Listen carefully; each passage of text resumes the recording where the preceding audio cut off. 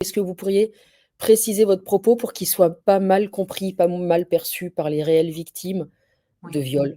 C'est-à-dire que ce qui se passe, ce qui peut se passer, hein, c'est que vous êtes victime d'un viol et vous comprenez pas qu'est-ce qui fait que vous en êtes arrivé là. Et parfois, quand on fait du transgénérationnel, on se rend compte que notre mère a été victime de viol, notre grand-mère, notre arrière-grand-mère.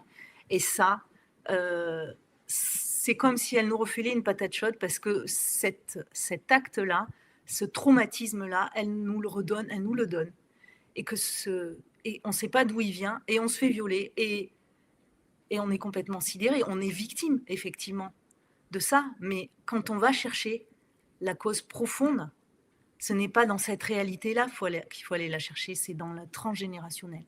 Et à partir du moment où on va accompagner ça, enfin, on va couper ça pour éviter que nos enfants et nos petits-enfants et nos arrière-petits-enfants revivent la même situation et ne comprennent pas qu'est-ce qui fait qu'ils vivent cette situation-là. Elle ne nous appartient pas, elle appartient à nos ancêtres. Et parfois, on est loyaux avec nos ancêtres.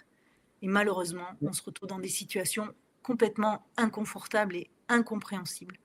Et d'où l'intérêt d'aller travailler sur soi pour aller libérer ça, libérer ces traumas transgénérationnels qui nous polluent notre vie d'aujourd'hui, mais aussi qui polluera celle de nos enfants et de nos petits-enfants si on ne rompt pas ce schéma-là, cette Vous chaîne-là.